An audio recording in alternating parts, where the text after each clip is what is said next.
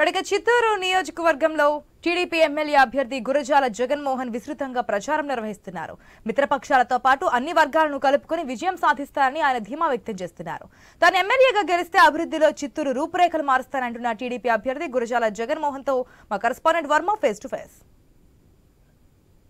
TDP party ప్రచారంలో దూసుకుపోతోంది. ఆ party MLA అభ్యర్థి గురజాల జగన్మోహన్ ఇంటింటికి తిరుగుతూ కూడా టీడీపీ మేనిఫెస్టో పైన ప్రజలకు అవగాహన కల్పిస్తున్నారు. అలాగే చిత్తూరులో ఈసారి టీడీపీ జెండా రెపరెపలాడిస్తానని జగన్మోహన్ చెప్తున్నారు. మనతో పాటు టీడీపీ అభ్యర్థి గురజాల జగన్మోహన్ ఉన్నారు. సరే చెప్పండి, ఎలా జరుగుతుంది ప్రచారం, ప్రజల నుంచి ఎలాంటి స్పందన వస్తుంది? గుడ్ ఈవినింగ్ అందరికీ. ఈరోజు డోర్ టు డోర్ ప్రోగ్రామ్గా మేము ఎక్కడికి వెళ్ళినా కూడా ఈ 7వ డివిజన్లో బ్రహ్మరథం పట్టారు ప్రజలందరూ. ప్రతి ఒక్కరూ ఇక్కడ సమస్యలు గత 5 సంవత్సరాలుగా కనీసం ఒక్క పని అంటే ఒక్క పని చేయలేదంటూ వార్డంతా కూడా జనాలు బయటకు వచ్చి వారి సమస్యలు, అలాగే మేము రానున్న రోజుల్లో మేము చేసే మేనిఫెస్టోని ఏదైతే పాంప్లెట్ రూపంలో ఇస్తున్నామో వారికి తెలియజేయంగానే చాలా సంతోషంగా నమ్మకంగా ఉండారు. అంటే తెలుగుదేశం పార్టీ ఏదన్నా ఒక హామీ ఇస్తే అది సంపూర్ణంగా నిర్వహిస్తుందనే ఒక బాధ్యత కలిగిన పార్టీ అని ప్రతి ఒక్క కార్యకర్త కానీ అక్కడున్న 7వ డివిజన్లో సంబంధించిన ప్రజలు చాలా సంతోషంగా ఉన్నారు మా మేనిఫెస్టో పట్ల. అలాగే చంద్రబాబు నాయుడు గారు ఈసారి అత్యంత భారీ మెజారిటీతో 160 సీట్లకి ఒక్క సీటు కూడా తగ్గకుండా అధికారంలోకి వస్తామని ప్రజలు మాతో చెప్తుంటే మాకెంతో ఆనందంగా ఉంది. అంటే టీడీపీ అధినేత చంద్రబాబు సూపర్ 6 పథకాలు ప్రకటించి ప్రజల్లోకి వెళ్ళడం జరిగింది. మీరు చిత్తూరు పట్టణానికి సంబంధించి ఎలాంటి హామీలు ఇస్తున్నారు జనానికి? మేము చిత్తూరు నగరాన్ని స్మార్ట్ సిటీగా తయారు చేయాలన్న ఏకైక లక్ష్యంతో, అలాగే ఇక్కడ చదువుకున్న వారికి ఉద్యోగాలు లేక పక్క రాష్ట్రాలకు వెళ్తుంటే వారికి కూడా ఉద్యోగాలు కల్పించడమే ఏకైక లక్ష్యంగా అనేక పారిశ్రామిక కంపెనీలు తీసుకొని వచ్చే క్రమంలో కానీ సాఫ్ట్వేర్ కంపెనీ కూడా 2 ఇరు రాష్ట్రాలు మెట్రోపాలిటన్ సిటీస్ ఉన్నాయి. పక్కనే చెన్నై నగరం, ఇటు బెంగళూరు 150 కిలోమీటర్ల సమీపంలో మనకి చాలా దగ్గరగా ఉన్న 2 మెట్రోపాలిటన్ సిటీస్కి కనెక్టింగ్ హైవేలు వచ్చినాయి.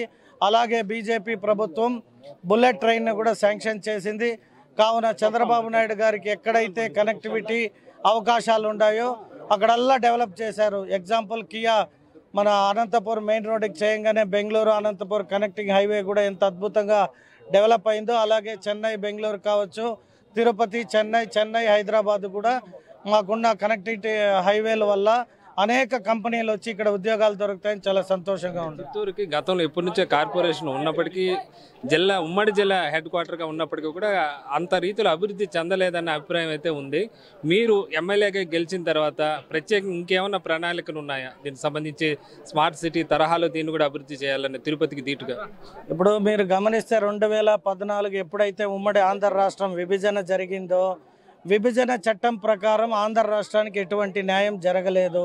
అప్పుడు మా ముఖ్యమంత్రి గారు 2014లో విదేశీ బ్యాంకులతో మాట్లాడి తెచ్చిన రుణంతోనే మేము వేసిన రోడ్లు, లైట్లు, నీళ్లు కానీ కుళాయిలు ఇచ్చింది కానీ ఏదైనా డెవలప్మెంట్ అంటే అది 2014 నుండి 19 వరకే జరిగింది. 19 నుండి ఈ రోజు దాకా కనీసం మీరే మీడియా సోదరుల్ని నేను కోరుకునేది ఒకటే, మీరు ప్రజల్లోకి పోయి అడిగినా కూడా ప్రజలే స్పందించి దీనికి ఆన్సర్ ఇస్తారు. ఎందుకంటే మేమేమన్నా మాట్లాడితే రాజకీయ పార్టీలో రాజకీయంగా మాట్లాడింది అంటారు.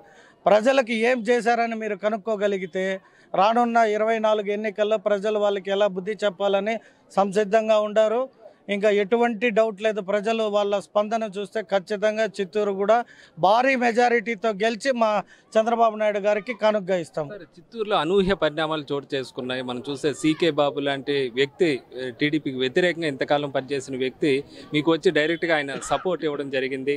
ఇలాంటి అనేక పరిణామాలు ఇక్కడున్న ఎమ్మెల్యే తిరుపతికి వెళ్ళిపోవటం, అక్కడ మీ కూటమిలో మిత్రపక్షంగా అక్కడికి తిరుపతి అభ్యర్థిగా ఆయన పోటీ చేయడం, ఇలాంటి ఎవరు చూడని అనూహ్య పరిణామాలు ఉన్నాయి. అలాగే ఇప్పుడు టీడీపీ క్యాడర్ని ఎలాగ మీరు సమన్వయం చేసుకుంటున్నారు? మీకు ఎమ్మెల్యే సీట్ వచ్చిన తర్వాత మరి కొంతమంది ఆశించిన వారు మీకు ఎలా సపోర్ట్ చేస్తున్నారు? దీనికి ప్రధాన కారణం మా నారా చంద్రబాబు నాయుడు గారికి ఎలాగైతే పవన్ కళ్యాణ్ గారు, ఈరోజు దేశ ప్రధాని నరేంద్ర మోడీ గారు కూడా మాకు మద్దతు తెలిపారు. ఆయనని చూసి నేను కూడా ఈ చిత్తూరు నియోజకవర్గంలో గత 50 సంవత్సరాలుగా పనిచేసిన అనుభవం ఉన్న ప్రతి ఒక్క ఎమ్మెల్యేని కలుసుకొని వారి ఆశీస్సులు కోరడం జరిగింది. వారి ఆశీస్సులే కాదు, మేము కూడా నీతో పాటు నడుస్తాం, నీ యొక్క గెలుపుకి మేము కూడా భాగస్వాములు అవుతామంటూ చంద్రబాబు నాయుడు గారి పైన ఉన్న గౌరవాన్ని కూడా చాటుకుంటూ అందరూ కూడా వచ్చి వారి వంతు వారు ఈ చిత్తూరుకి మంచి చేయాలన్న ఏకైక లక్ష్యంతో వాళ్ళు నడవడం కూడా నాకు చాలా సంతోషకరం. వారికి కూడా నేను ప్రత్యేక ధన్యవాదాలు తెలియజేస్తున్నాను. మీ ప్రత్యర్థి పార్టీ ఇప్పుడు వైఎస్ఆర్సీపీ విజయానంద రెడ్డి పోటీ చేస్తున్నారు. ఆయనతో మీకు పోటీ ఎలా ఉంది? మేము ఎదుటి వ్యక్తిని కాదు మేము చూసేది, మేము మా పార్టీ సిద్ధాంతాలు, మా ప్రజలు, మా పార్టీ నాయకులు బలమైన కేడర్ ఉన్న పార్టీ కాబట్టి మేము ముఖ్యంగా 3 పార్టీల వాళ్ళు కలిసాం కాబట్టి ప్రజలు కూడా మా వెంటే ఉండారు. అది మాకు ఎదుటోళ్ళు ఎవరు ఏమి అనేది మాకు అనవసరం. మేము చేసే మంచిని మాత్రం మాట్లాడుకుంటూ మేము ఓటు అడిగి మా ఓటుని మేము సాధించుకుంటాం. టీడీపీ అభ్యర్థి గురజాల జగన్మోహన్ చెప్తున్నారు, ప్రత్యర్థి ఎవరు ఉన్నప్పటికీ కూడా చిత్తూరుని అభివృద్ధి చేసే దిశగానే తాను ప్రజల్లో ఒక హామీలు ఇస్తూ వెళ్తున్నాను అని చెప్తున్నారు. అలాగే తన పనితీరు చూసి ఇంతకాలం టీడీపీకి వ్యతిరేకంగా ఉన్న వ్యక్తులు కూడా వచ్చి సపోర్ట్ చేస్తున్నారు, ఖచ్చితంగా విజయం సాధిస్తారని చెప్పి ధీమా వ్యక్తం చేస్తున్నారు. ఇది చిత్తూరులో గురజాల జగన్మోహన్ ప్రచారం పరిస్థితి. కెమెరామెన్ రాజేష్తో వర్మ, చిత్తూరు.